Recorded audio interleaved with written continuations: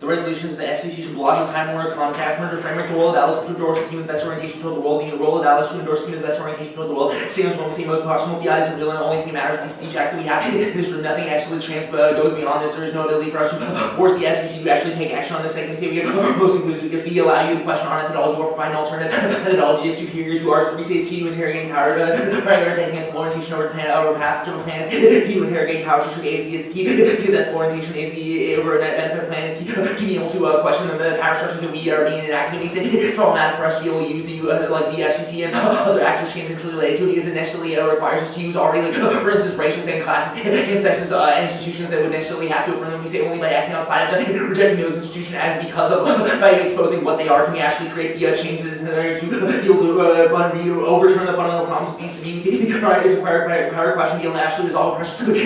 Large scale oppression occurred because of ambivalence by population probably. I think specifically Hitler was not able to kill 6 million Jews simply because he ordered it. It's because he lived in a society in which it was acceptable for him to order the elimination of millions of individuals based on their identity, and that was something that was deemed acceptable by society at large. That was able to happen. Third, we see humanity, mediancy, solvency, and the political realm defaults denialism. We could isolate the example of the abolitionist movement in the 1800s. We would say that the affirmative to say abolish slavery would lose to the politics and discontents every damn round because they would have led to extinction every time. We say probably a bankrupt foreign policy and inevitably leads to nihilism. Thus, what we are.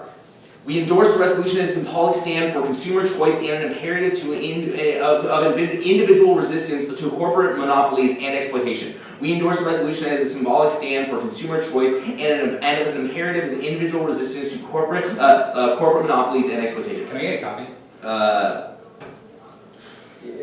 Sure, I'll give you one.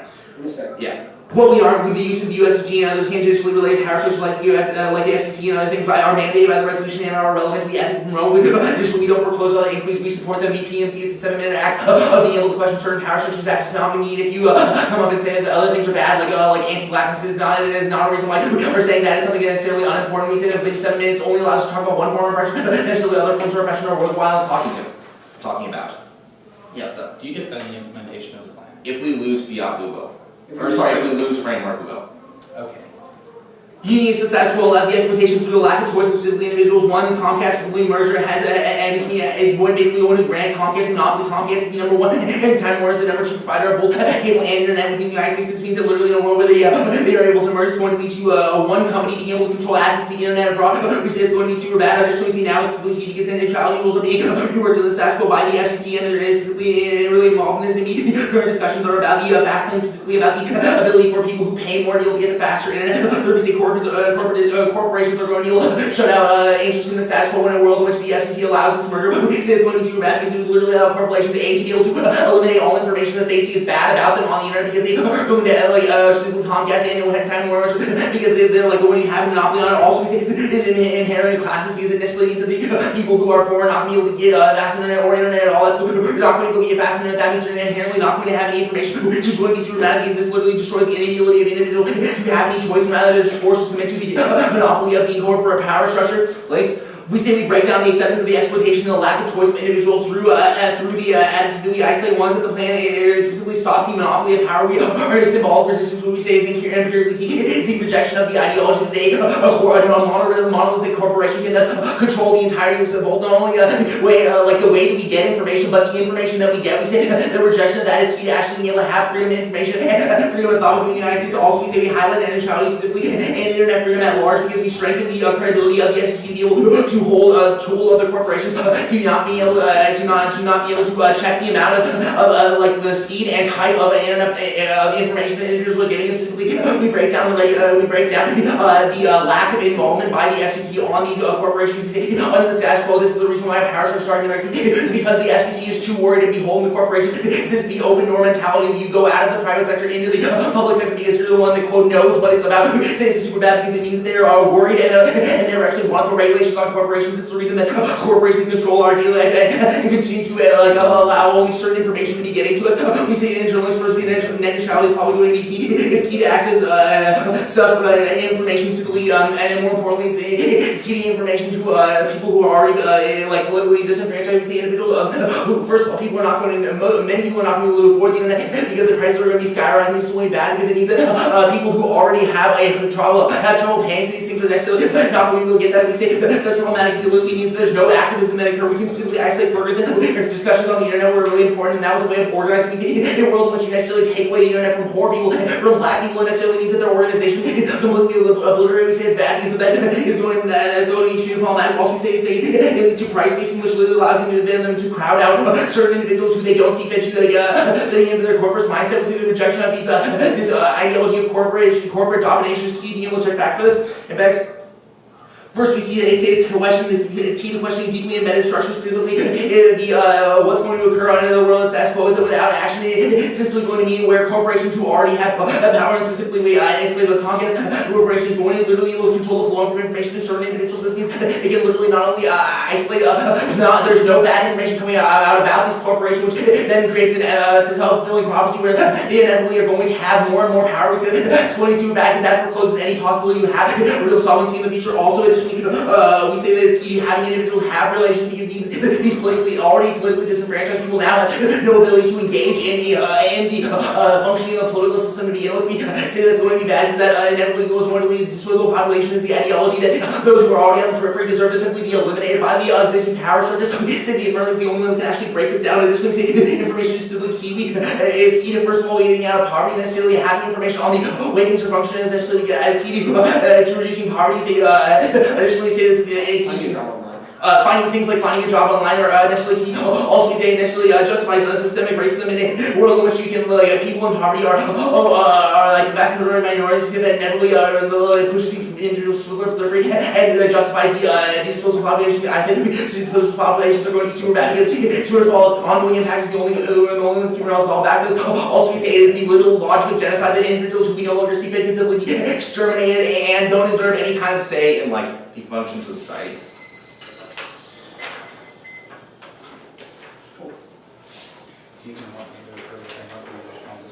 What would it be?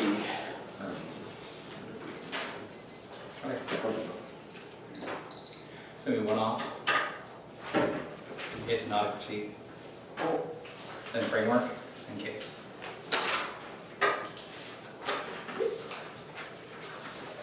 And can I get that copy?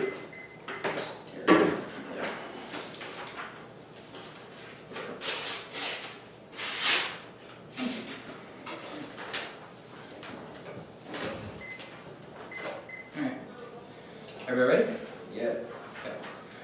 First off, the procedural A, the interpretation, the affirmative must defend a via plain text that is embedded in the social world that they criticize. Once again, the affirmative must defend a via plain text that is embedded in the social world that they criticize. These violations that they only make the argumentation about their individual advocacy, but rather they aren't supporting the plain text through the understanding of the social world that they criticize. Our argumentation here is that they should design who you are calling upon to create this action and how they are going to do that means that their just endorsement does not do this. Seize the standards. First, predictability that we can never access not only the resolution but additionally the mechanism, the way that they understand their social world. Our argumentation is that they understand the social world in one specific way. However, we can't access that. Their plain text doesn't isolate how that argumentation functions. Necessarily means we are denied access into the ground. Necessary means this is disadvantage to competitive equity. Additionally, second is that this leads to a press use. That there's no access for us to be able to access not only any of our prepared arguments, but additionally the argumentation that we could adapt or apply in any specific way. It means there's no access for this into the debate. Additionally, third, this discloses limits to the debate. That this allows them to take any specific action without isolating the way that their social world is constructed. Necessary means that there's an infinite affirmative advocacy, and there's no access for us in debate, and it's also decreases education because there's no way for us to engage in the movement in the deconstruction that they talk about. It means there's also a terminal no solvency to the affirmative. Dear voters, first competitive equity, only in favor of both teams have access to ground that not only just ground but also prepared ground that we can necessarily access as a key to debate. Is necessary to keep it because debate is a unique sphere for us to be able to not only garner our individual accuracy, but also challenge our current understandings. Necessary means that the procedural comes first, petition second is education. That the purpose of debate is to increase education, but not just for education's sake, but also for education to allow us for to be able to form up our advocacies. That if their advocacies to endorse specific social worlds in order to be able to create change within this understanding, there's no access for us to be able to have that. There's no education results to the round. Additionally, there's competing interpretations that you should evaluate theory through affirming competing interpretations, but each other interpretations superior to standard debate. You should rectify these issues of variance in education. Good? On their framework. Their first argument is that the goal of ballot is to vote for the team that best has the best orientation to the world. A couple of responses. First, that they don't articulate the world through which they understand. They just say that it is the world, but this function says another violation to the procedural, that there's no access for us to be able to have this petition. Second, that orientation doesn't matter. You can take an ethical stance on something, but if you don't follow it through with action, then there's no necessary way to be able to change the world. This is going to become important on the case debate, because the fact that there's no space outside of the political structures that they talk about necessarily means there's no ability to really create change. Additionally, they make arguments about how speech acts come first. This also is going to become important. Their POI says they'll defend the plain text if they lose framework. However, this is incredibly important. If they're defending the speech acts are the only thing that matters, then it means they probably should just be able to switch over to a policymaker framework. Additionally, the next argument is that they should be able to question power structures. That this doesn't this argumentation shouldn't be important. We say that we should still be able to get into have arguments about how their orientation is bad. Like a lot of these arguments aren't really going to matter in the way that we're going to approach this. Are we good? Okay. Case on solvency.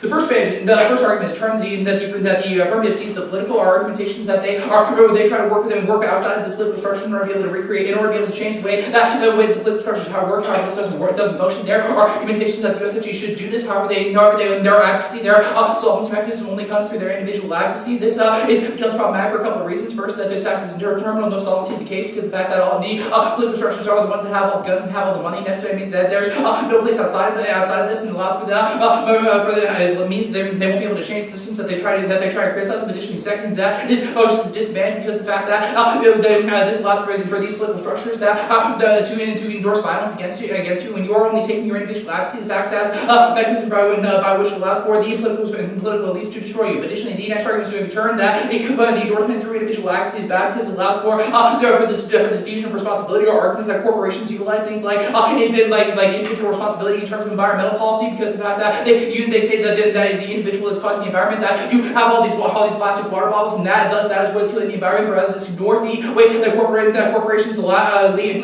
to the destruction of the environment through things like dumping of nuclear waste off the shore of Somalia. Means this allows for a diffusion of responsibility. Means that taking your approach through these individual acts is always going to be bad. Additionally, they say they're trying to utilize these they try to say that other things that don't matter. This is just a preamp. That argument doesn't really matter. Additionally, on the case itself, on the advantage, the first argument is termed that you entrench the false dichotomies of choice, or arguments that just having multiple different corporations having different access to information does not necessarily allow for individuals to have the best choice, or arguments that you can look to the fact that it's better to have the highest quality services as opposed to just having multiple different kinds of services in order to have information. You can look to the access to the internet as being a key thing. We have a couple of specific arguments for the FCC. You can look to the fact that Comcast has the most advanced services on the market and has been rolling out this information to all the customers after the merger. Necessarily means this allows for better access to the information. Additionally, you can look to the fact that specifically the last merger for Comcast included with NBC necessarily required that Comcast support things like net neutrality, which is the key internal link to access to information. Now, you can look to the fact that as a result of this merger, that is what's going to require those new rules and regulations to happen to other corporations. I'll get to you in a minute. It necessarily means that the extension of this merger onto forces the requirements for net neutrality to happen to more customers, allow more individuals access to information. This turns all of the argumentation that they make about access to information for corporations. Additionally, the next argument is going to turn the ULAC for the centralization is key to resistance against corporations. Our arguments that when you have multiple different corporations and that are all acting through different policies, allows for corporations to isolate and blame each other for the problems that are happening. Necessarily means that this means that it prevents any form of activism from being established. Means that only the centralization of these through mergers allows for a clear enemy that can be created in order to be able to break down these current understandings of corporations and the harms that they cause. I'll take your question. So what was your argument about NBC? Like there was a stipulation in it? Yeah, so there's a stipulation as a result of, from the NBC Comcast merger that said that they have to uphold all net neutrality requirements that were at the time, but even though net neutrality was struck down, it's still, the requirements were still in place. The Comcast has to uphold net neutrality. It means the extension of this would allow, through this merger, requires that those regulations be extended to more individuals. But additionally, the next argument is going to be a term on the impact level. The first is that there's terminal no solvency for this. There's no space outside the system in order to be able to criticize, and necessarily means that you have to work within these structures to be able to resolve this. Means that they can't create the solvency that they talk about. Additionally, the next argument is going to turn the merger allows for a decrease in price of sand and increased access. Or arguments that is that there's there becomes a more stable system. What is the word I'm looking for? It allows for the streamlining of the system that allows for more access for individuals and more access for customer savings. Means not only does this increase the access for the individual to have access to information, but also resolves all of the internal problems that you talk about of access to information. Means this also resolves all of your external poverty arguments. Additionally, the next argument is going to be that the access to poverty arguments that you're going for aren't true. You can look at the fact that state programs such as SNAP and other temporary assistance for needy families resolves all of your poverty poverty arguments. It allows for access to be able to have access to life, means that you don't get impacts to these disposable populations argument. And additionally, the state is inevitable. You can look at the fact that the state has existed for the last several thousand years, and there's no ability for you to be able to break down and entrenches things like the nuclear weapons, because you can't break down, and the question doesn't resolve this. Sure. Yours is going to be our framework, their framework, our Aff with an, what would be on top? Or we on top of the Aff? On top of the whole thing.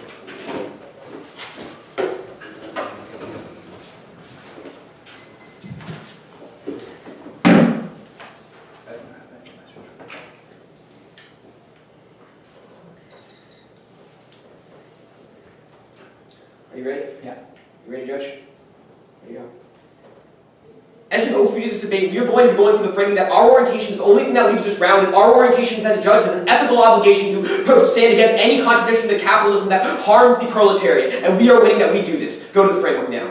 They made a serious mistake by not answering our 3-point, which is direct offense against their framework arguments. Then across A under our 3 that says ethical orientation for a prior question to challenging policy and institutions, because otherwise we have to operate within the institution, means we foreclose the lines radical inquiry, and also makes it impossible for us to understand the ways that we can fix institutions because we are forced to and restricted by the people we use. Extend across our B argument saying the only way to be able to solve problems by understanding our ethics. We say our ethics are prior question only be able to they do things like stop the Holocaust by having good ethical orientation, means that we are the best way to be able to solve back for things. Extend across our C that needing political solvency leads to nihilism. Their argument about how we are only partial solvency at best is the reason why we do not act, the reason why we do not try to solve back for the structural contradiction of capitalism and the status quo. On their arguments, you say we are a link, yeah, sure, we're going to win arguments against your framing. You say orientation doesn't matter, we say orientation doesn't matter because we are the only things that are going to leave this round. The way we talk about the world, the way we understand it, defines how we act outside of the round. Just the only way we're able to understand the way we solve policy in the future is by understanding the education gained in this round, the orientation we create in this round, and by understanding that we're able to act against capitalism in every instance we see it and expose those contradictions to be able to act in the future and gain the education that you talk about on your criticism by understanding how we engage with the world. Also, you say speech acts come first, means we can't switch. Fine, we're not kicking out of our advocacy. We will defend our framework. Also, you say not important because orientations are bad. We say orientation is the only thing to leave this round. You do not contest this. Means you're pretty devastating for you. Go to their framework. Also, extend across the fact that we are most inclusive. We have given them a method in between they engage. They do in fact do these arguments, and we are most proximal. They do not contest this argument. The reason why we are voted winning that we're the best way to do the round. Go to the framework.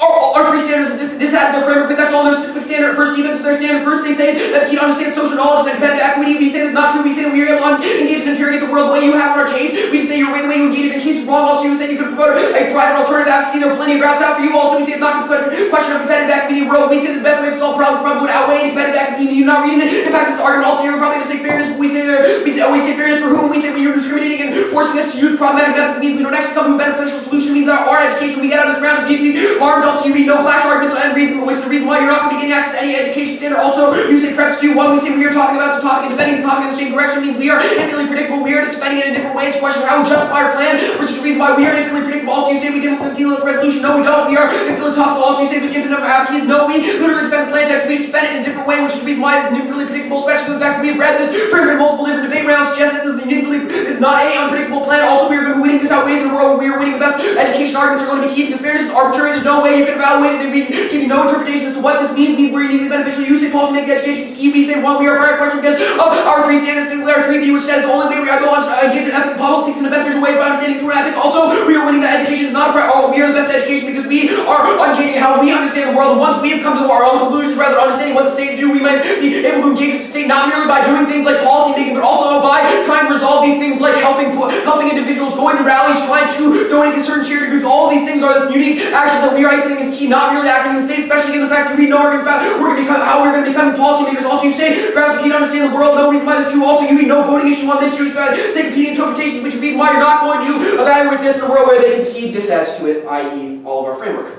Next case. You say we see the political one, we don't see the political cross-apply analysis about why we are winning framework, why the political is already seated and terminally lost, and only by understanding the plural political through a new lens where we reject the notion of the policymaker, are we able to understand new and unique benefits also extend across the leads to nihilism because it makes it possible for us to find genuine solutions. Look to our abolition argument as a warrant. They would have said that was seeding the political. We'd say we should have gotten rid of slavery because it would lead to, I don't know, the Civil War, but that's not a reason why we shouldn't do it. Check that. That's the orientation of the prior question. You say that corporations use the individual to use the individuals as justification for violence. We say, one, we are able to break this notion down because we say we require corporate possibility. We demand that corporations are not able to do things like price fixing, but two, we say the individual may use this rhetoric, but we say that it's not a link to our criticism. Rather, we say that we say when the individual fights back against the corporation, the individual is able to resist the corporation. We are able to fundamentally change the corporation. First, through things like boycotts of their product. The second, through things like revealing structural contradictions means that they can no longer exist. We say the only way capitalism is able to exist is when their structural contradictions are allowed to continue. When you divorce the proletariat from the labor, when you unite with their labor, reunite the contradictions and make them clear and exposed, we are able to fight against it by revealing the contradictions. We are able to solve the problem. Means we are able to solve this unique by rhetoric of the corporation. You say turn causes the fallacy of a false dichotomy where the corporation or Comcast, you say it causes a false dichotomy because the combination of services is actually good. Comcast is good. We say one doesn't operate. One we are specifically talking about one. This argument is just wrong. We say that you are first because monopolies are bad. Cross-supplier price fixing arguments warrant for this. We say price fixing is when the corporation sets a specific price and has no competition. We mean it can't break down, which is unique problematic too. We say that you say competition is actually bad. We say no, it's not. We say that corporations have an incentive to make money. That is structurally true. We say the best way for them to make money in a world where they have a monopoly by not competing, by not lowering prices. There's no incentive for them to do so. And you know why. You say you increase service. We know maybe it increase service for the rich people, but does not help the poor people. Does not help the structurally poverty, and certainly does not help to create agency because they are able to censor things on the net, which you can see. Also, you say that structural Comcast has the thing. The NBC Comcast merger says that you're not able to fight net neutrality. That was the laws at the time in the world where the laws changed. One of the law that was the law in the world where the law is changing, and we win that this merger caused a lot of change. It's probably true. Two, we say in a world where we are winning that FCC we are winning that in a world where we advocate for this. We not only advocating against the corporation, we're advocating against FCC writ large and action writ large in the status quo and fighting against net neutralities in general. We are fighting the notion of net neutrality being destroyed. It's the reason why we are going to win offense against this argument. Also, we say you're not going to win this argument. It's just false that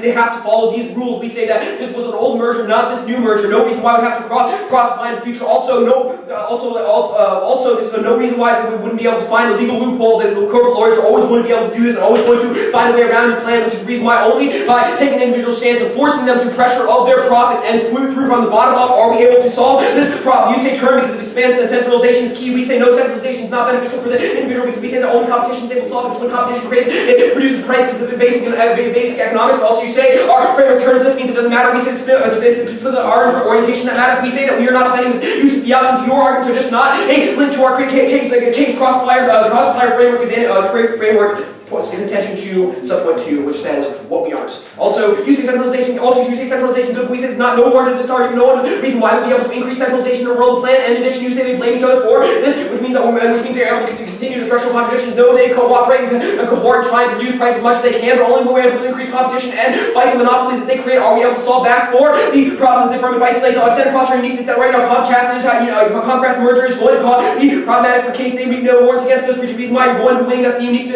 status quo solved, which means really take an ethical stance against this and watch links. We're able to break down the notion that monopolies were allowed to persist and we're able to fight for the FCC and create increasing involvement for fight corporate censorship and fight the notion that the corporations are able to control individuals. You say that in fact you say we don't solve our impact. We say we do in a world where we say that the lack of internet creates explosive populations of poverty because individuals can't find jobs online, can't get access to education online, can't get all these things in the world where online is both key to political action, which is key to democracy, and forcing these corporations to help be beneficial, but also key to education and poverty. We are able to solve this. You say other things solve poverty. We say no, there's huge amounts of poverty in status quo, and we're able to solve this. Also, our framework turns into, we say this at best, a nihilistic impact where you say we should not act because it's a great problem, our existence at quo, rather we say we must take an orientation against this. Also, it's not a competitive argument against our interpretation, which is the reason why we were able to solve it. Also, we say there's poverty in the status quo. They're not going to think that poverty solves poverty, which is the reason why this linear impact, and we say it's only going to get worse in the world of planning. We were able to solve this. There's no way we're arguing about how they're able to get access to the internet, which is the reason why it's true. Also, set across our agency argument, we say they take away because corporations are able to censor them, which is unique impact did not test, which is the reason why you want to be preferring us in this question, because we are able to create agency by allowing individuals to fight against the capitalist system in every instance.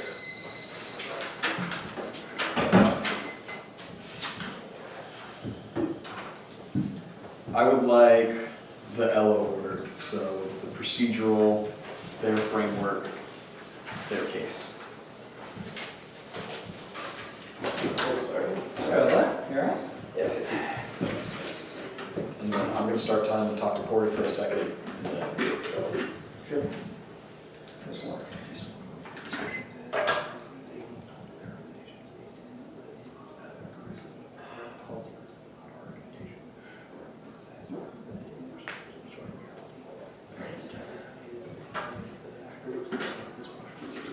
Pretty big problem for my opponents when they don't understand the procedural as Corey reads it out of the LOC. His specific interpretation is that they need to have a plain text that is embedded in the social world that they are critiquing. When they respond to this with policy making good, they fundamentally don't understand what we are saying. What we are saying is that you need to have an advocacy within the social world that you are critiquing. That you can't stand from the outside and critique it from the outside because you just have the ability to no link all of our offense against your case. You can look specifically to all of the times that the MG says that this doesn't link to their criticism against all of the offense that Corey puts against the case is probably a reason why this is true. This is going to be the story of the The next argument that I want you to look to is the first argument that they make against the standards, where they say that we need to be able to engage and interrogate, and this that we can provide alternative advocacy. However, the point at which they just continually say that we don't link to their criticism because their criticism isn't embedded, or their criticism doesn't have implications outside of this round. This links directly to our interpretation. You are going to see that they are necessarily in violation of our interpretation, especially at the point at which they don't read a we me means that we're going to be able to meet them on the standards level. They assume that all of their argumentations about why policymaking is bad is going to be able to leverage against competing interpretations. However, that's simply not true, but we're going to get to that on their framework flow. The next argument that I want to look to is where they say that this is a fairness for whom. We're saying that this is fairness for the negative, obviously. We don't have access to the round of the board in which you just say no link to every single bit of offense that Corey reads into the debate, even when the offense that he reads isn't grounded in policymaking. He says that it's grounded in advocacy, means that this is the ground that we're being denied right now. The next argument that I want to go to is where they respond to Prepsky. Sorry, Corey, they say fairness for who. This isn't a question of fairness, it's a question of competitive equity and access. Right, it's a question of competitive equity and access, that when they just say this doesn't link to our criticism because our criticism isn't that, they're able to shift away from every single bit of offense that we make during the LO. This is the skew that is happening right now. The next argument that I want to make is at the Prepsky level, where they just say that they are defending the topic over the point at which they're able to no link all of our offense because it doesn't link to the criticism, because their criticism is just an orientation but isn't actually an advocacy within the social world that they're critiquing. This violates our standard, violates our interpretation. The next argument that they go for is on the limits, where they say that they need to defend the plan text in different ways, that they have read this framework in a multiplicity of rounds. There are two arguments here. The first one is that they defend the plan text in different ways, however, the point at which they're able to no link all of the offense that we make when we're making offense in different ways. This is the problem that is happening right now because the negative team has no access to competitive equity, the point at which they're able to no link every argument that we made in the round. The next argument that they make is that they have read this framework in multiple rounds. There's a reason why it's predictable. However, we weren't in those rounds. Remember, we were debating another team. Is probably a reason why I don't care if you read it in another round. You're skewing me right now. The next argument that they make is that this is a prior question because ethics need to come first. However, the first ethic that we need to look to is the ethical engagement within the debate round. If they are excluding the negative team from the debate round, then they're necessarily going to be endorsing a worse ethic because we need to look to the most proximal impacts. You can extend their framework where they say you need to look to the most proximal impacts first. The most proximal impacts are the ones that are happening in the debate round. The one in which they are excluding negative teams from having the ability to make offense against their case, they're necessarily triggering the most proximal impacts by excluding the negative. The next argument that they make is about policy making. However, once again, we're not saying policy making, but you can have an advocacy within the social world that you are critiquing. We say that it is a problem when the ivory tower sits here in academia and looks at the rest of the world on the outside, I'll get you at the bottom, and says that we need to fix that, but doesn't actually provide an advocacy that does anything outside of academia. This is what we are saying is the problem with this shell. The next argument that they make is that you're not going to evaluate this because there are dissents and competing interpretations. However, they just all exist exclusively within the policy-making framework, and the point at which we're not engaging in policy-making, you're never going to be evaluating this for them. Your question. What does your interpretation mean? What does our interpretation mean? Yes. That you need to have an advocacy that isn't just, we like the resolution. It has to be an advocacy outside of the debate round.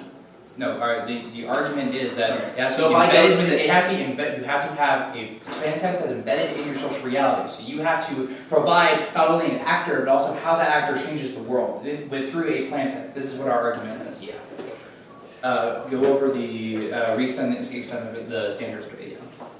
Moreover, we can extend all the course of argumentation on the standards debate. The first argument that I want you to extend is predictability, where he's saying that we don't have access to the resolution and that we don't have access to any social understanding as a result of their argumentation. The second argument that I want you to extend is Corey's argumentation about preps you, and the third argument you can extend is about limits, about how any action is a way that the social world is constructed and that there's terminal no solvency to the affirmative here. This is a particularly important argument because even if we're losing on this argument at the point at which they're not winning any solvency, then any risk of any of the dissents that Corey, or any of the terms that Corey reads are going to outweigh their case. Are you happy there? You can also go for the voter level, extend the voter level. Right, extend the voters of competitive equity and of education. That when we don't have access to the debate round, not only do we not get access to the ballot, but we also get access to the education that is uniquely supposed to come from debate. This is also uniquely key because of the education that is key to advocacy. Right, this is also uniquely key because education is key to advocacy. If we're not learning anything, then we're not developing as advocates. It means that we're never going to be able to resolve things into the future. Are you happy there? Yeah. Cool. On to their framework. They only make, the three arguments that they make are ethics before policy, orientation good, and orientation is inclusive. Okay. All of these, none of these arguments matter. Right. For ethics before policy, extend their argumentation about proximal impacts first, because the most proximal impacts are the ones about what happens to the debaters in the round. This is why you're going to be evaluating the procedural. The second argument that I want you to extend is that is their arguments about harm to the proletariat. This is the framework that they're going for. This is going to be particularly important when we get to the case flow. Are you good with this? Sure. On the case flow. First argument I want you to extend is Corey's fifth turn that he makes about how this leads to a decrease in prices and an increase in access. This is the only argument that they don't respond to coming out of the MG. Corey says that the streamlining is going to lead to customer savings because it's going to lead to a reduced price and overhead overall distributed across all customers, and as a result, prices are going to decrease. This is a claim that Comcast has repeatedly backed up in multiple interviews and that they have provided to the government in response to questions about this. When they don't respond to this argumentation, then you are going to extend all of the impacts in favor of the negative team, because all of their link scenarios are about access to information, about individuals being able to access the internet being key to their political enfranchisement, key to political advocacy, and key to education. At the point at which we are controlling the clearest link here because they don't respond to this fundamentally, and their link story starts at the point of that individuals don't have enough access to the internet right now, we are going to be winning both within their framework and that their framework should be rejected as a result of the procedural. The next argument that I want you to look to is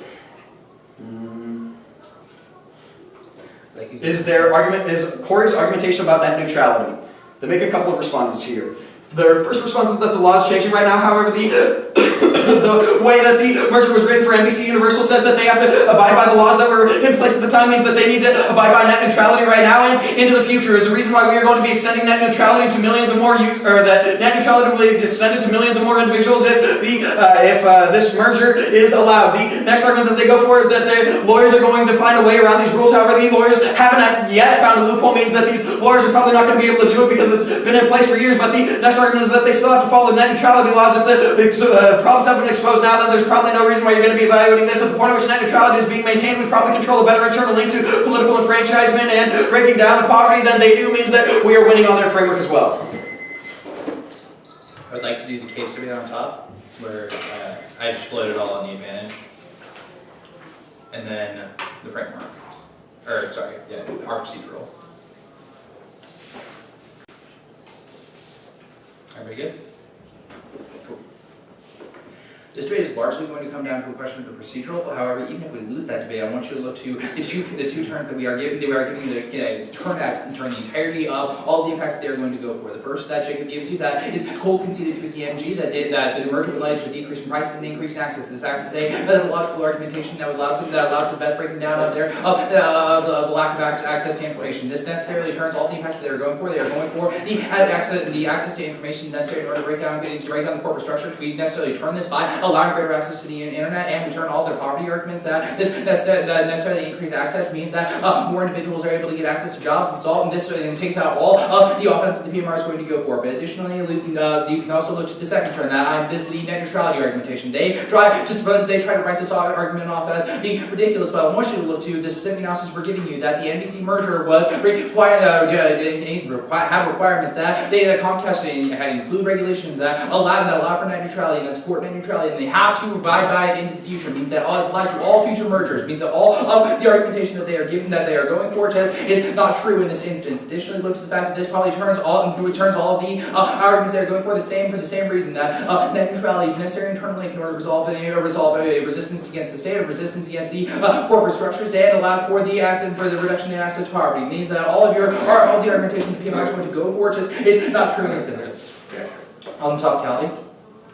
They try to extend their framework arguments here, but they just do not interact with the argumentation that we are giving you. They have to defend a plan text that is embedded in the social world that they are criticizing. This is necessary for a couple of reasons. Not only is it necessary for our predictability, because there's no access for us to be able to understand mechanisms by which they create their change if it is not written through the plan text, but additionally that this is necessary for our preparation, because there's no way for us to be able to change the argumentation we have prepared if we don't understand the way that it applies until the MG. Necessary it means that we are denied access to the debate. Additionally, this is necessary for the limits discussion, because there's no this allows them to make any changes that they understand. There's no way for us to be able to engage with it. There's also access to internal solvency of the case, because we can't understand the way that they break down the systems that they criticize, and there's no way for us to be able to for this to be create any real traction or be able to make any real changes. It necessarily acts as a criticism of the framework that they propose. It means that when they try to just cross-apply their standards from the framework debate about how orientation is the only thing that matters, that is exactly what we talk about. It means that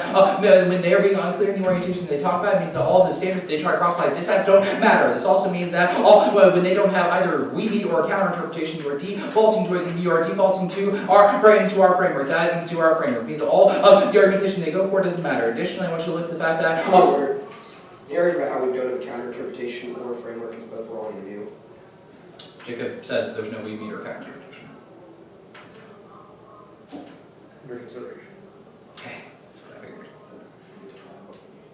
This necessarily means that all of your argumentation doesn't matter. Even if they try to cross-apply their framework as their counter-interpretation, it doesn't matter, because we are winning arguments as to why their framework arguments just don't matter, because it doesn't engage with the specific argumentation that we're going for. It's not the policy making is bad, but rather the way that they approach their criticism is bad. Necessarily means there's no all the offense that they try to go for here just doesn't matter. I want you to look specifically like you extend all the standards debate. Jacob's already done all this work for me, but I want you to look at the voter level. That's going to become important. First, you're going to vote here on the issues of competitive equity. That when we are denied access, not only means that there's no ability for us to be able to engage with the functions that they talk about and access to terminal solvency of the case, but also that this means that we are excluded from the debate and only recreates the structures that they talk about. It means that this is an independent reason to vote. But additionally, I want you to look to the education arguments that we're giving you. That when there's a decrease in access to education because of the fact that we don't understand the arguments that they're making, necessarily means that we can't engage and create changes within the social realities that they criticize. This is an independent reason why you should reject this, and why especially this functions very well within the arguments that they're talking about, because of that access to information is important. When they concede the terminal no solvency argument, you're not going to let them leverage the case. When they concede the terminal no solvency argument coming out of the L&C, and this means that they can't leverage any of the affirmative against the procedural, and it's just no solvency.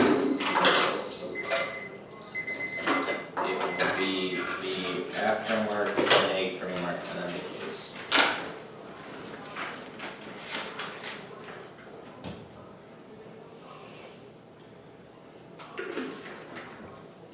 After an overkill.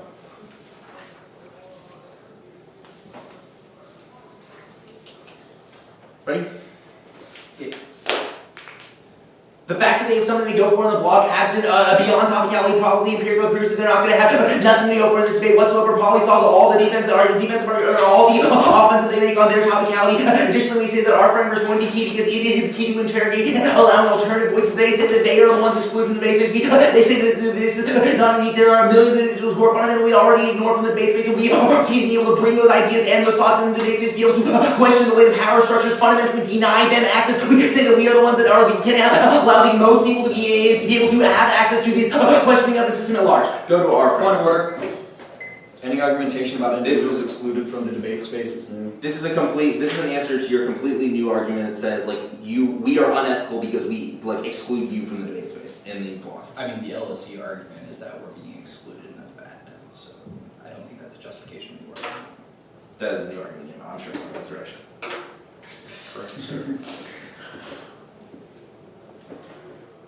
On our framework, we say our interpretation is the role of ballots to endorse the best orientation toward the role. We say they make all these arguments about how they have no propensity to have any kind of ground whatsoever. Too bad they don't answer our second statement, which says we most inclusive out of PNC was typically isolated.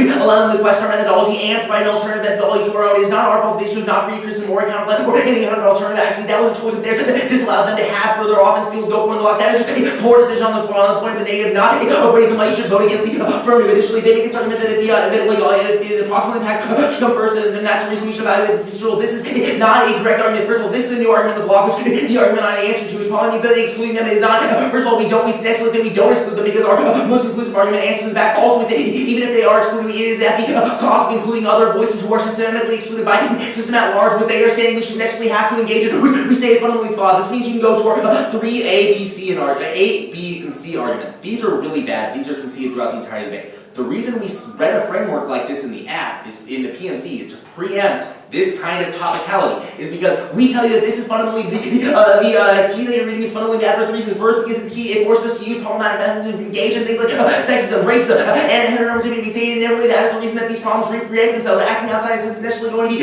key. We say second, it's key to checking apathy by population to the large, so to justify the Holocaust. And C, it's key to checking back nihilism, specifically because checking back nihilism because we never act because we're always worried that the Republicans are going to get mad about something, and those we never do anything about that. Those are all disadvantages to their functional counter interpretation, but the interpretation that they read on topicality, go there now. First of all, they're never clear throughout this debate what their interpretation is. First of all, we say either we're going to be a better operating this because we have our framework is our orientation is going our interpretation is going to be better because of the reason that I already said. But also, we say the fact that we have no clear interpretation means that all of these are going to be offense for them. They, when it comes down to it, the only argument they're going to they have on this is they are being excluded from the debate space, and fairness is the most important thing that is going to be mattering. First, Noah answers this by saying fairness is arbitrary, which probably means it's not a reason to vote for them. Additionally, we say that we're probably predictable to an extent because we do defend something directly related to the affirmative, directly related to the resolution. There's not a reason why, for instance, they critique that they had of the affirmative they couldn't have read on this on our against this. Is probably a reason why we allow them to have types of education. It's just maybe different kinds of education that is probably going to be good and allow further kinds of further discussions about different policies we can have. Additionally, their only real offense to the sheet paper is that they the ethical engagement of the affirmative is bad because we exclude them in the debate, and that is we elude our framework of the ethical orientation. We say, first of all, this is necessarily we're not going to exclude them because they are allowed to have other kinds of advocacies. We specifically like that in a world where they concede the argument that they are allowed other kinds of discussions. It might not mean the thing that you read in every round. That doesn't mean it's bad. It doesn't mean that it's something you shouldn't be able to run. That probably is going to check all their offense. Additionally, the fact that we include alternative voices is probably always going to outweigh this argument on the voters. Oh, they also say you don't solve your Aff here. Oh, they say we don't solve our Aff. I'll get to that in the affirmative. First of all, the analysis makes that they don't read a voting issue on this problem. We should not be voting this. Additionally, the fact that they didn't go for it throughout the entirety of the block probably empirically proves that they had some offense to go for. Absent the absence of topicality, probably it destroys all of their unique offense on this sheet of paper. Also, we say fairness is arbitrary. Probably should go for education. If there was a discussion about the best method of deliberation through the act of the PNC, we necessarily going to be able to get this back. And we did read counter interpretation, or an interpretation we actually read first because it was the framework on the advantage. The two arguments they go for first, they go for the decrease in prices means that there's going to be an increase in access. We say they don't respond to the argument. No one makes specifically there's an incentive for profit because if you're the point of being a monopoly is that you can charge whatever the hell you want. No one can do anything about it. We say that like having a monopoly does not lead to decrease of prices. That is just not how capitalism functions. Also, they make this argument that like an NBC pass means that necessarily they're going to have to follow net neutrality. First of all, we say there's a fundamental difference when this was years ago and there's changes in the laws about net neutrality and the status quo. That is our uniqueness point. This thing now is necessarily key. Probably means that we check back to this initially. Say if lawyers haven't found anything now, they're never going to find anything. Probably change in the law is going to allow the lawyers to find it. That means that they have no other arguments on this. That means they can see the app that like the corporations are destroying individuals' access to information. The link is that we can check back for this. This goes conceded because we break the acceptance. Also, that argument doesn't check back our other impacts. Also, that argument doesn't check back our other impacts about poverty and agency, which go conceded. You vote affirmative to this debate. Good night. Pleasure. Good debate, everyone. I'm sure that both of you, I don't have any sense for where the breadth is or anything like that, but I'm sure that you'll be continuing to debate tomorrow. So even though I won't see you for today, best of luck going forward. I ended up voting negative in this debate on the procedural. I think the negative does a very good job of showing that in a world where the affirmative takes a view from the outside, that it precludes the ability to have any meaningful test of the affirmative. I think there are several moments on the case, especially in the MG, where there are explicit link-outs of case terms that I think are probably going to be responsive to the affirmative at any level. And that this evidences that the approach that the app takes limits the ability of the neg to have a meaningful test of the affirmative. I think that this is probably most important in this debate because while it is probably good to include other and multiple voices, I think this is probably the moment on the framework versus procedural argument where the affirmative has the most offense that we do need to consider those things that occur most closely to us. And that, so even if it is true that it is good to include multiple voices or the infinite voices that are excluded, that they are here and they're being excluded, and that that is the proximal or the ethical thing that we need to be doing. So I do think that while it's probably true that the affirmative has some good arguments for how and why their approach to debate is methodologically and in the big picture a good thing, the fact that you were using your framework arguments to explicitly no link out of their case arguments is a problematic vector of abuse in this debate round.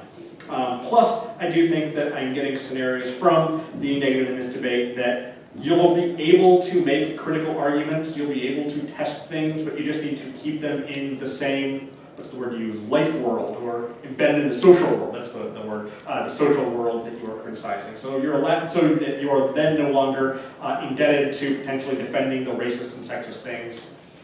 You can just need to defend something while you're criticizing. So I do think they have some reasons why that's probably good, and there are. The problem that I have, I think, mostly with the affirmative is that you are making good link arguments and you are making good impact arguments, but there's not connections between those at the relevant levels. So for instance, I don't think that the impact on inclusion good matches with the way that inclusion happens in this debate. Similarly, I don't think that the ground that you are giving them in this debate is particularly good, nor is it inclusive. The moment that seemed very telling for me was the PM argument that, look, we might no link your case arguments, but you can run a K against us. And that means you get different kinds of education, and that we get, that this different education is a good thing. What if they don't want to run a K? I don't think you want to run a K. So, particularly. Yeah.